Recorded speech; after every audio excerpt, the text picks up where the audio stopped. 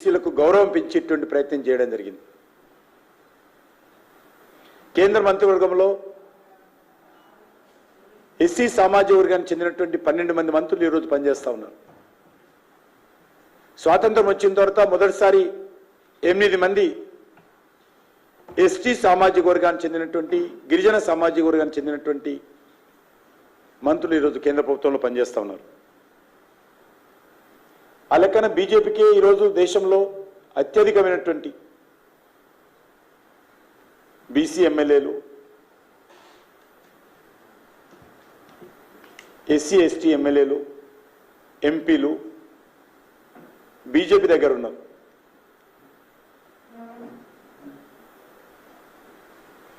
Bharatiya Janata party చేపట్టినటువంటి అనేకమైనటువంటి సంక్షేమ కార్యక్రమాల్లో అది 80 కోట్లకు పైగా అందిస్తున్నటువంటి ఉచిత రేషన్ బియ్యం అత్యధికమైనటువంటి బడుగు బలైన వర్గాలకే న్యాయం చేకూరుతుంది.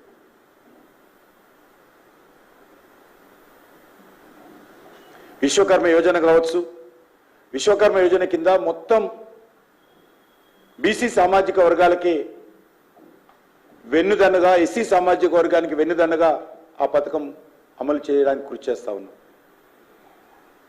ముద్ర కావచ్చు, స్వనిధి యోజన కావచ్చు, స్టాండప్ ఇండియా కావచ్చు, స్టార్టప్ ఇండియా కావచ్చు, అవన్నీ కూడా బడుగు బలైన వర్గాల పిల్లలకే, యువతకే ఈరోజు నరేంద్ర మోడీ గారి ప్రభుత్వం పెద్దపీట వేస్తూ ఉంది.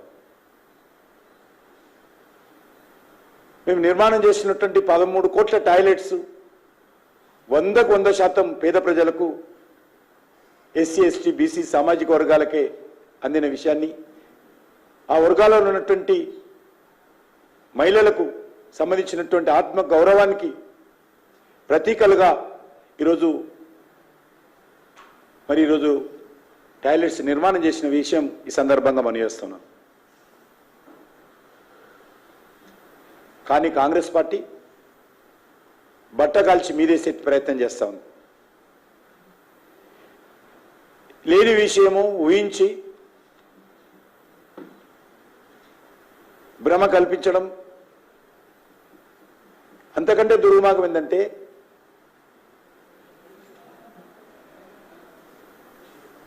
సిద్దిపేటలో అమిత్ షా గారు చేసినటువంటి ఉపన్యాసాన్ని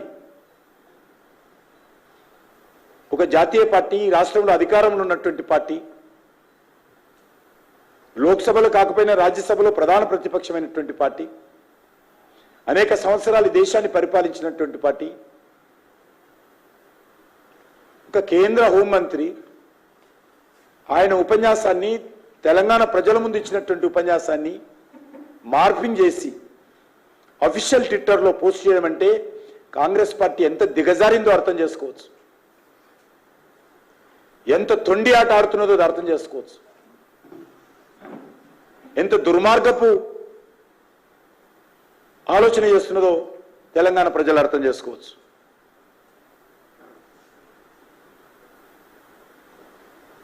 మీమ్స్, వీడియోలు క్రియేట్ చేసి తప్పుడు మాటలు,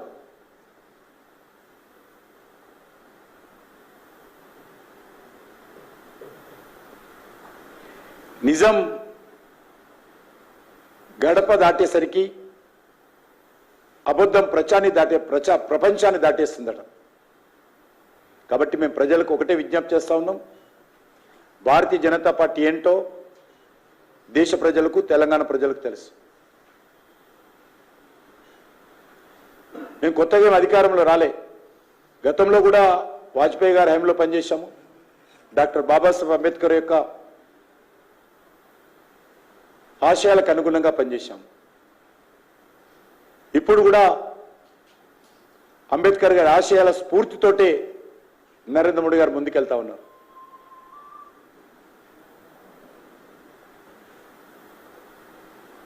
డాక్టర్ బాబాసాహెబ్ అంబేద్కర్ జన్మించిన స్థలం కానీ, లేక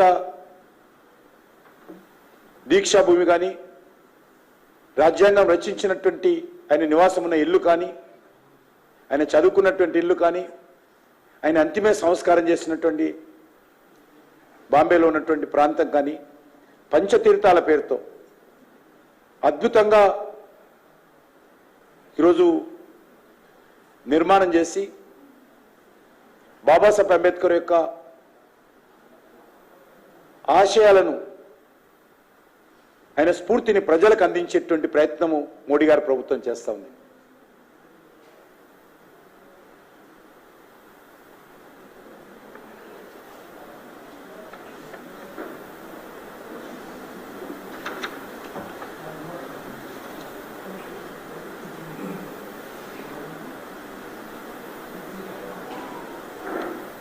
అన్ని కులాలకు రిజర్వేషన్ కల్పించడమే కాంగ్రెస్ ఎజెండా అని ముఖ్యమంత్రి అంటా ఉన్నారు.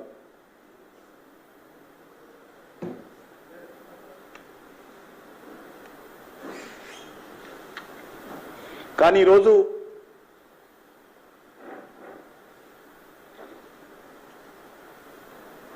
ఈ రాష్ట్రంలో అమలు జరుగుతున్నటువంటి బీసీ రిజర్వేషన్లు బీసీలకు న్యాయం జరగడం లేదనే విషయం ఈ సందర్భంగా మనం చేస్తున్నాం. తెలంగాణలో బీసీ రిజర్వేషన్స్ సరిగ్గా బీసీ వర్గాలకే చెందాలంటే అదొక భారతీయ జనతా పార్టీ మాత్రమే బీసీలకు న్యాయం చేయగలుగుతుంది.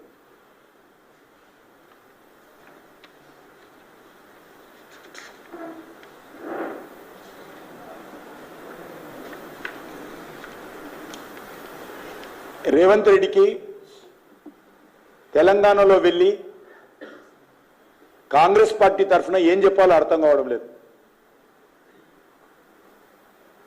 వాళ్ళ పార్టీ అధికారంకి వస్తుందని చెప్పలేడు, వాళ్ళ పార్టీ ప్రధానమంత్రి అభ్యర్థిగా పేరు చెప్పలేడు, వాళ్ళు అవినీతి పరులు, అవినీతి కుంభకోణాలలో కాంగ్రెస్ పార్టీ పని చేయలేదు, నీతివంతంగా పనిచేసింది అని చెప్పలేడు, రాహుల్ గాంధీ ఒక సమర్థవంత నాయకుడు అని చెప్పలేడు.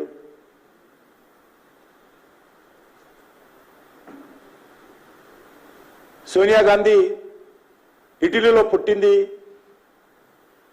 అబద్ధము, భారత్లో పుట్టింది అని చెప్పలేడు.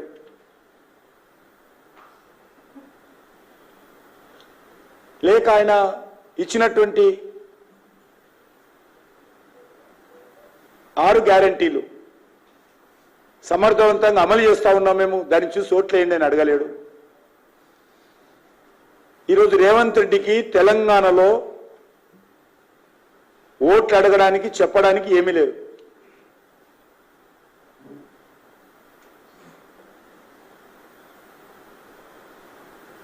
ఈరోజు మనవి చేస్తా ఉన్నాను తెలంగాణ సమాజాన్ని, సోనియా గాంధీ జన్మదినమైనటువంటి డిసెంబర్ 9న 6 గ్యారెంటీలు అమలు చేస్తామని చెప్పారు కదా, మరి డిసెంబర్ 9 పోయింది, జనవరి 9 పోయింది, ఫిబ్రవరి 9 పోయింది,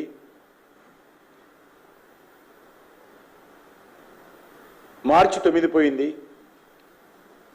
ఏప్రిల్ 9 పోయింది. ఏమైనా మీ గ్యారెంటీలను అడుగుతా ఉన్నాను.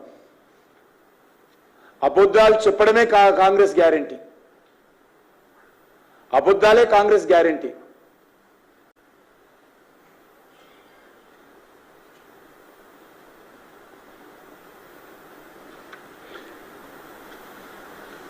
ఈరోజు కొత్త పద వెతుకున్నాడు, మేము అగస్టులో చేస్తామని.